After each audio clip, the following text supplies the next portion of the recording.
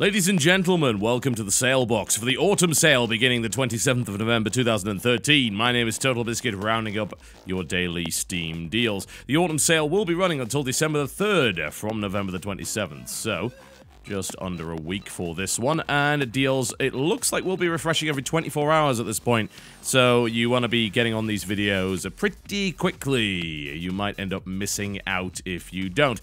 The usual caveat applies for these videos and of course for the sales in general. Prices are subject to change. They might change them on the fly, which means that the prices I give you may be inaccurate. There's nothing I can really do about that since I am not a Time Lord.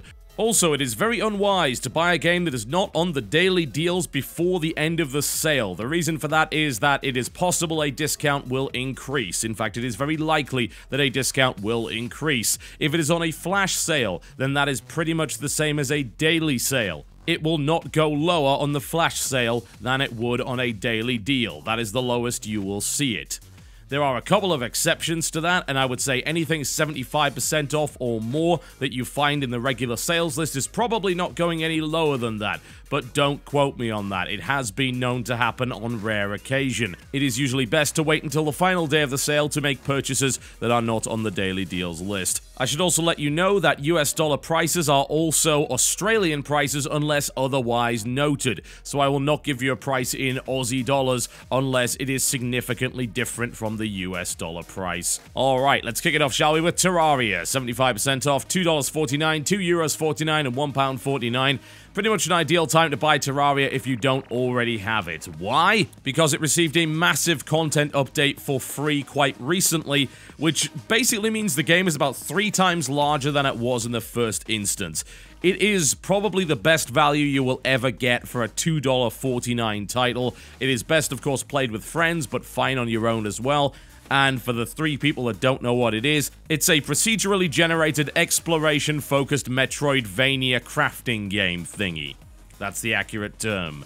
You start off with basically nothing. You mine resources, you start building a house, you start upgrading your gear as you mine rarer minerals, you kill stuff for drops, you build other stuff, you beat bosses, you eventually graduate to hard mode where everything horribly murders you and you build even greater stuff. It has fantastic co-op, it is strongly recommended, and I'm pretty sure you already own it anyway.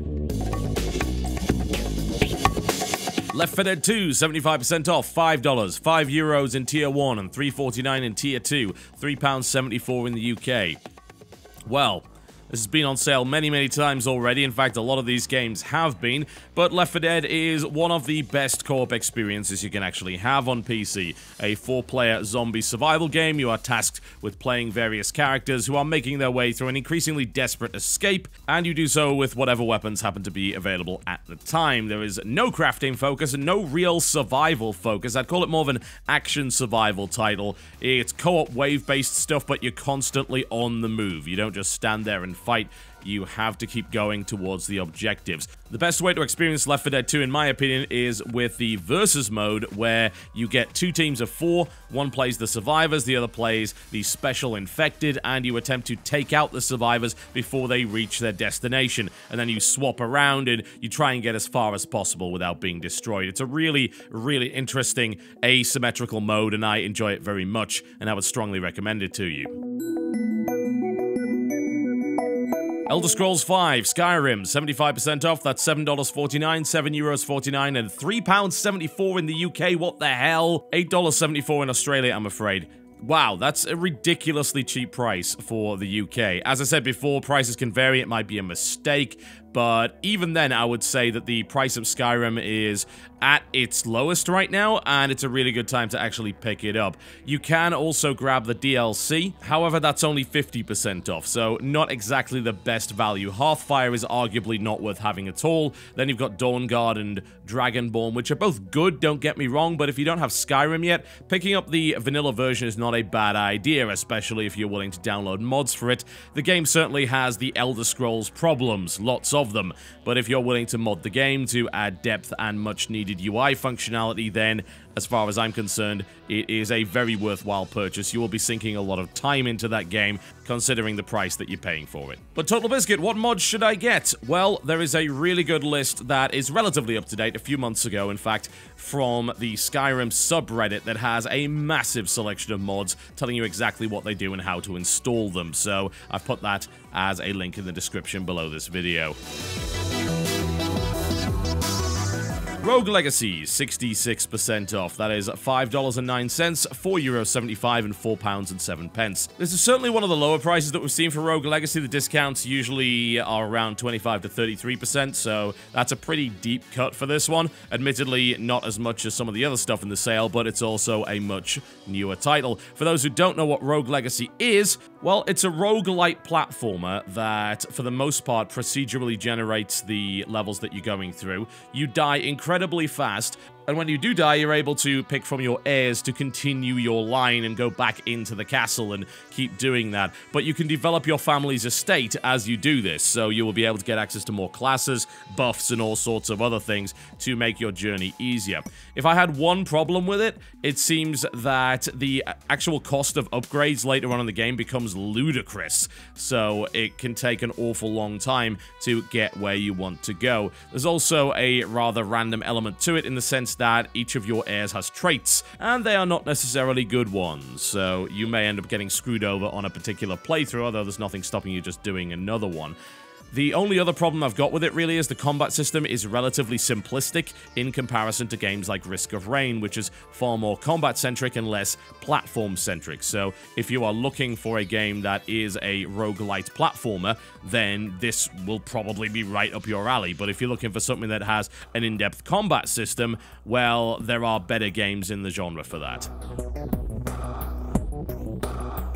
Outlast, 66% off. That is $6.79, €6.45, and £5.09. Outlast is kind of terrifying. A little bit cheesy, I've got to say. But it's not pretentious, which I kind of like. Came out around the same time as the new version of Amnesia, and for the most part, people seem to actually like Outlast better. It's just a straight-up scare-a-thon. The gimmick for this is that, for the most part, you are left using your camera's infrared mode to actually see in the dark. Unfortunately, you bought your camera from a second-hand shop and apparently forgot to check the reviews online, because this thing has a battery life of about 5 bloody minutes. The AI can be a little bit dodgy at times and doesn't necessarily notice you when it should, but it has some really terrifying parts indeed. It's incredibly atmospheric, and the sound design is absolutely awesome. So if you're looking for a pure survival horror game, that is exactly what Outlast is, and I think you'll have a good time with it. The Walking Dead, 75% off, takes it down to $6.24, €6.24, and £5.24. Don't worry, it's not Survival Instinct, which is an absolutely awful game. It is, of course, the Telltale classic that won a 1,000,000,001 Game of the Year awards. What I will say as well is that they finally discounted 400 Days, which is the DLC pack for that, by 50%, taking it down to $2.49. Absolutely worthwhile. This is a game with some point-and-click elements, some exploration elements, some conversation elements, and some QTEs. It's part of the, I suppose, new breed of point-and-click adventures where it's more of a point-and-click action game. They focus a lot on in-the-moment kind of stuff. The dialogue actually is timed. You can't just stand there and think about it forever. You've got to make immediate decisions. And, of course, the QTEs have consequences. Some of the choices that you make throughout the series will affect stuff that happens later on. And, of course, this is the entire pack, so it's got all 5 episodes. Absolutely worth your time, without question. The only thing I will say is that the controls on PC are not as good as I would have hoped for. They are a little wonky, and you're better off playing with a controller as opposed to playing with the PC mouse and keyboard. Regardless, though, it doesn't really require precise control, so you can get away with it. I'm just pointing out that it's not as good as it could be. Antichamber, 75% off. That is $5, €4.74, and £3.74. This game got the praise that it deserved, in my opinion. Developed mostly by one person, if you can believe that. It is an absolutely incredible first-person puzzler that challenges you to really look at games in a different way. You've got to throw away all of your preconceptions about how games work, otherwise you will never be able to make your way through it. It does have a very Spartan design. The colors are often garish, and I have a feeling that some people won't like that, but it is incredibly clever and very, very well designed. I'd also say that the soundtrack, while minimalistic, is very effective at reinforcing the game's atmosphere. It's absolutely worthy of your time if you are into puzzle games in any way. Just be prepared to be racking your brain and potentially getting frustrated, because the puzzle logic in some areas is certainly not normal at all. Prison Architect, 50% off. That is $15, €12.99 in Tier 1 and $10.49 in Tier 2, and £9.99. This is a weird one for the sale because it's not actually done yet. This is a game that is still in development, however, has made a significant amount of money. It is a prison management game, kind of in the style of old Bullfrog titles like Theme Park and things like that, but it's got an interesting moral slant to it, especially the first level, which tasks you with building an execution chamber for one of the characters, which is, I've got to say, just a little bit morbid, but that's good because it is tackling subject matter which should not be all fun and games. I've been waiting for this game to be complete before I dive into it, but what I've played of it so far is very promising. It's got a really nice graphic style that is minimalistic, clean, but also has a nice sense of character to it, and it's also got a good amount of management depth without completely overloading you with details. After a rough history, it seems like Introversion Software finally have a hit on their hands, which is awesome because those guys are really, really good. So even though it is an early access game, this is probably a pretty good time to pick it up. It is not complete yet, but it's close to it. There's a lot to enjoy here, but my usual caveat applies. If you have even the slightest doubt, don't buy games before release. And that brings me to my deal of the day, which I've got to give to Sleeping Dogs. 80% off, that is $5, €5, and £3.99. Of course, the best deal is in the US for that one, which kind of sucks, so the Europeans might disagree with my choice of the deal of the day, but I need to keep pushing Sleeping Dogs because I think it's a really, really good game. It's a fantastic open-world title with a focus on melee combat. It's got an all-star cast of voice actors and a nice sort of hard-boiled kind of plot that I think is just cheesy enough to really carry it forward. It's also a very impressive looking title with amazing colors and great environment detail.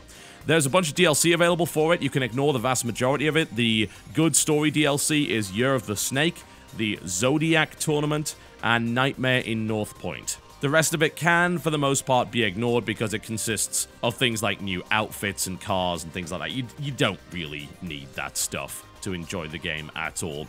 I would say that it's one of the more impressive titles to come out in the open world genre over the last couple of years. It's very enjoyable. I like the fact that it's not too focused on gunplay, although it does have some, and it also just goes just beyond the point of being realistic to being this big action movie experience without sacrificing on authenticity. I'd also say that Hong Kong is a really good setting for it. So overall, I would have to say that Sleeping Dogs is what I would strongly recommend. Just remember to download the high-resolution texture pack, which is free, and that will allow you to experience the game at full detail. Alright folks, that's me done for the day. Thank you very much for watching the sale box. These deals will be done by tomorrow, so you better be quick. And I will not be bringing you a new sale box tomorrow. I apologize, but I am spending the day with the family for Thanksgiving. I will resume these videos on Friday, the 29th of November. Enjoy the sale, folks, and I'll see you next time.